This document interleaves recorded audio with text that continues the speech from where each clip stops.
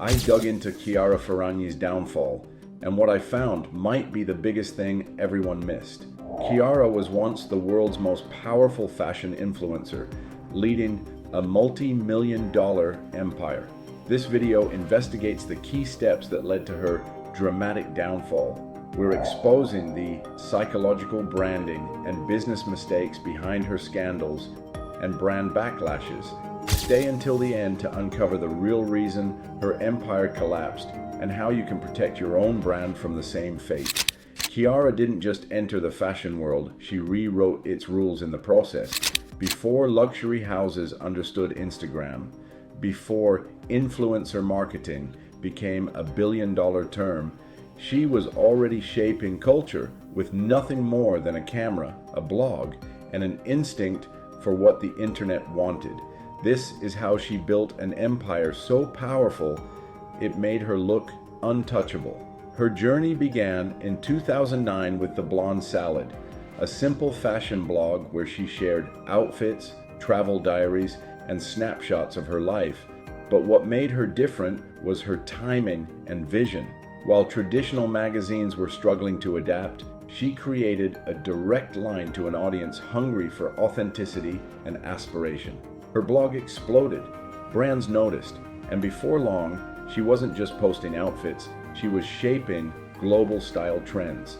As her following grew, she evolved from blogger to fashion icon.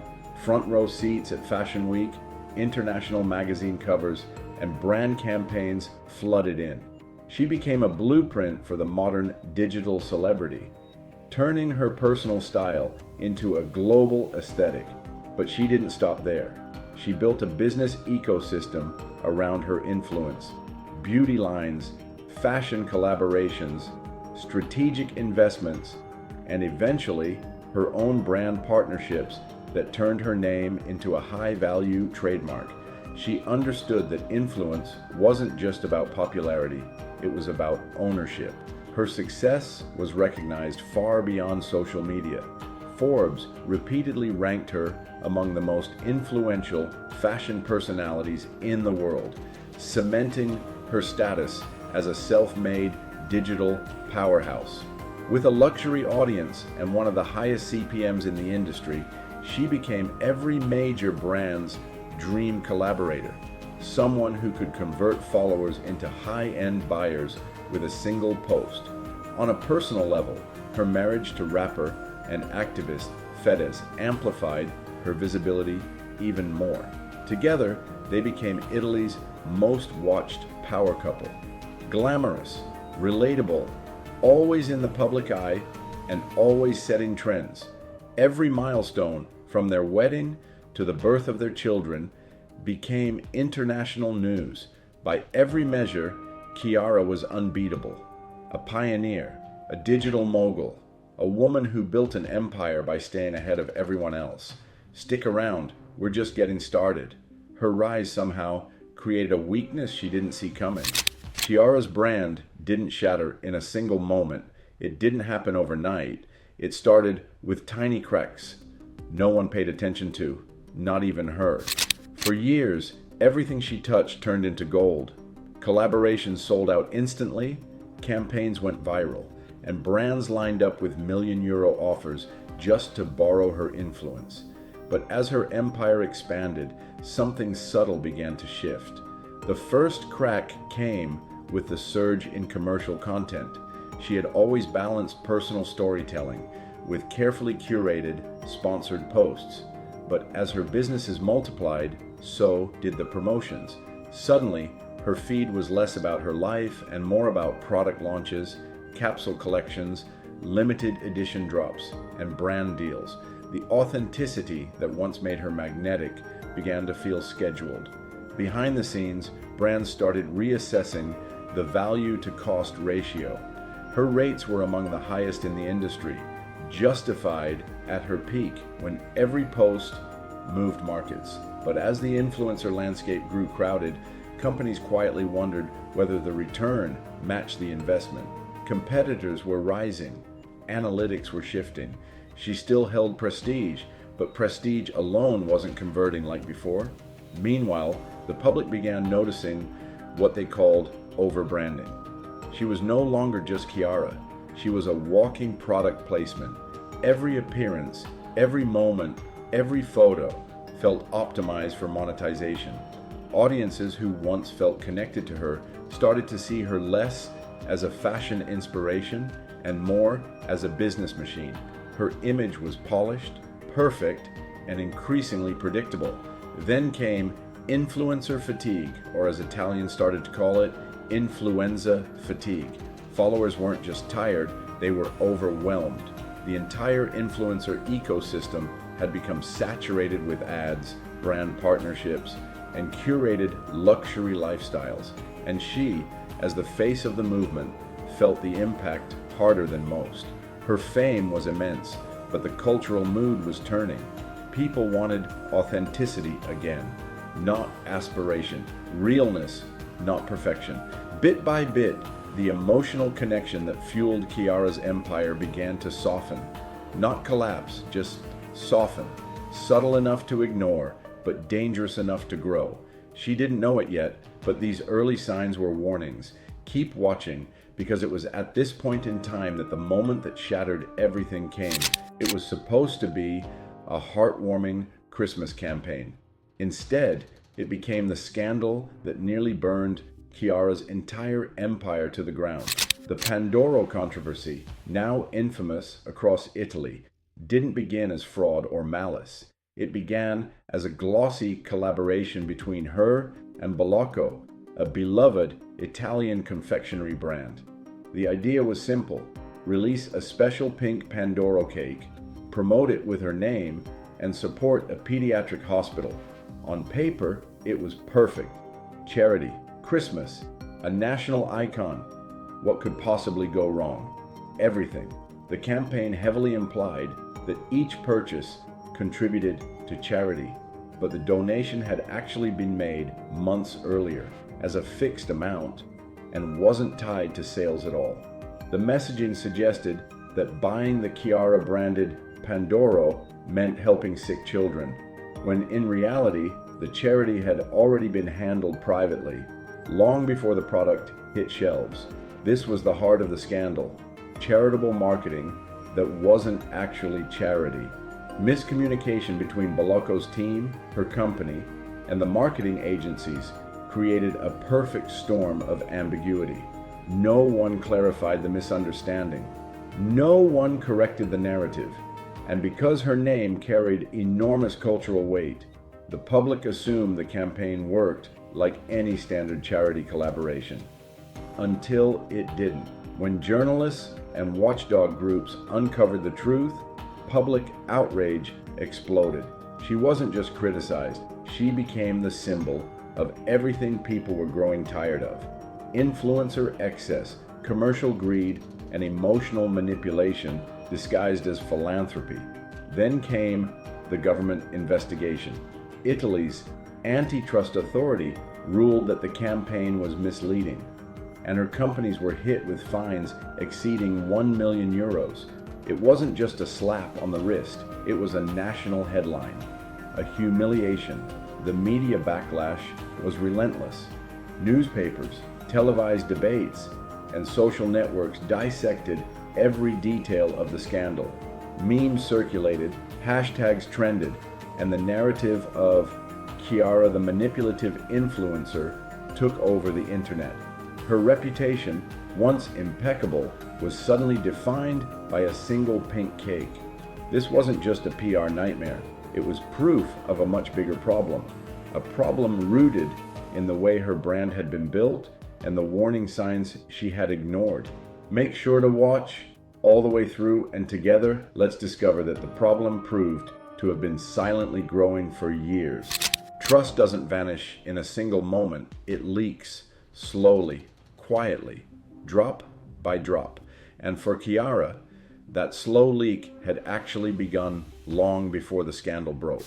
What happened to her brand after the Pandoro controversy wasn't just about a fine or a headline. It was about something far more damaging: trust decay, the silent killer of every influencer empire. For years, her online presence shifted toward over-commercialization. Audiences who once felt connected to her started noticing that nearly every post, story, or appearance had a commercial angle. The spontaneity that had defined her early success was replaced with polished campaigns, rehearsed messaging, and constant product placements. It wasn't wrong, it just didn't feel real anymore. And that led to the second form of trust erosion, the sense that everything was becoming staged. Every vacation looked like a photo shoot. Every candid moment felt curated. Every family milestone appeared as part of a content calendar. Whether true or not didn't matter, the perception stuck. Followers felt like they were watching a character, not a woman. A brand, not a person. Then came the emotional disconnect. Her world looked perfect, too perfect. The criticism wasn't about her success, but about the wall it created. When people can't see your human side, they struggle to empathize when things go wrong. She had built a castle of aesthetics, but one without emotional entry points. This disconnect became even sharper during Italy's economic downturn. As families struggled with rising costs, she continued sharing her luxury lifestyle, designer outfits, lavish events, high-end travel. There's nothing wrong with wealth, but timing matters. The contrast between her content and the public mood made her seem out of touch. Not malicious, just distant. Meanwhile, the influencer landscape evolved around her. A new wave of creators, authenticity-driven influencers, rose to prominence. They filmed with messy hair, used no filters, talked openly about struggles, finances, mental health, and mistakes. Their relatability wasn't a strategy, it was their identity. Compared to them, Chiara's polished perfection felt outdated, like the last chapter of a previous era of influence. All these shifts didn't destroy her brand immediately, but they weakened the foundation. So when the Pandoro scandal hit, the public didn't give Chiara the benefit of the doubt. They didn't defend her. They didn't wait for explanations. They reacted to years of accumulated distance. Chiara still could have recovered, but she didn't. Don't go anywhere. We've got the intel as to why she didn't. It was because her biggest mistake was still to come. The breaking point didn't sound like an explosion. It sounded like silence. The kind of silence that follows when a public figure realizes the world isn't cheering anymore. After the Pandoro scandal, Chiara didn't just face criticism. She faced a total collapse of her public perception, a fall sharper and faster than anyone expected, including herself. The first shockwave was the loss of brand deals. Companies that once paid premium rates to associate with her image suddenly pulled back. Contracts were quietly paused, campaigns were canceled, and long-term partnerships evaporated. In the luxury world where reputation is everything, her name had become risky, and brands hate risk. Then came the deeper blow, reputation damage that spread beyond fashion and into mainstream culture. She wasn't being discussed as an entrepreneur anymore, but as a cautionary tale. TV panels dissected her character. Commentators questioned her integrity. Online critics went from skeptical to merciless. Her image, once polished, powerful, and aspirational, was now framed as manipulative, fake, and out of touch. The pressure didn't stay public. It seeped into her personal life. Her marriage with Fedez, already under intense scrutiny, began to show visible strain. Rumors of arguments, distance, and emotional tension filled the tabloids. They went from Italy's golden couple to a pair battling separate crises under the spotlight. For years, their relationship had been a brand of its own. Now, even that brand was fracturing. Meanwhile, her online presence shifted dramatically. The influencer who once posted daily, meticulously crafted content, glamorous looks, curated moments, suddenly disappeared from social media for long stretches. And when she did return, she wasn't met with excitement. She was met with suspicion, mockery, and criticism. The comment sections that once adored her had turned into battlegrounds. The public's attitude had officially flipped. The same people who once admired her ambition and success now viewed her with resentment. Her wealth felt disconnected. Her lifestyle felt tone deaf. The perfect image that once inspired millions now provoked frustration. And with that resentment came cancel culture momentum. Fast, loud, and unforgiving. Every mistake she'd ever made resurfaced. Every choice was reinterpreted as selfish or calculated.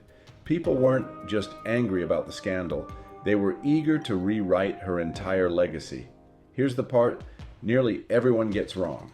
While everyone focused on the scandal, they ignored the real cause. We will now dwell into this cause. Hold your breath.